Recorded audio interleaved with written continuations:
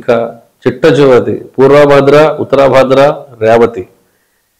ఈ నక్షత్రాలలో జన్మించినటువంటి వాడు మీనరాశిలోకి వస్తారు. మీనరాశికి ఏలినాటి శని సెంటర్ ఆఫ్ ద 7.5 years మధ్యలో నడుస్తుంది. జన్మశని దీన్ని కంటక శని అని కూడా అంటారు. అనారోగ్య సమస్యలు, తర్వాత రుణ బాధలు కొంచెం ఎక్కువ అవుతాయి. దయచేసి ఎవరి దగ్గర కూడా అప్పులుగా వెళ్ళకండి. లాంగ్ స్టాండింగ్లో ఇబ్బంది పడతారు.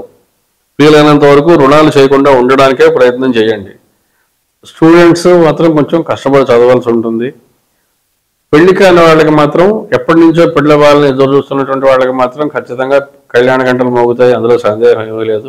అయితే పార్ట్నర్ని సెలెక్ట్ చేసుకునే విషయంలో 1-2 సార్లు ఆలోచించి లైఫ్ పార్ట్నర్ని సెలెక్ట్ చేసుకోండి.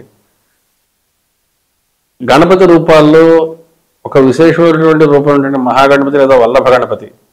ఈ గణపతిని ఆరాధన చేయడం ద్వారా ఉత్తరభద్ర నక్షత్రం వాళ్ళు కానీ, రేవతి నక్షత్రం వాళ్ళు కానీ, లేదా పూర్వభద్ర మిగిలిన పాదాల వాళ్ళు ఎవరైతే ఉన్నారో వాళ్ళందరూ కూడా చక్కగా సుఖంగా ఉంటారు. నమస్కారం.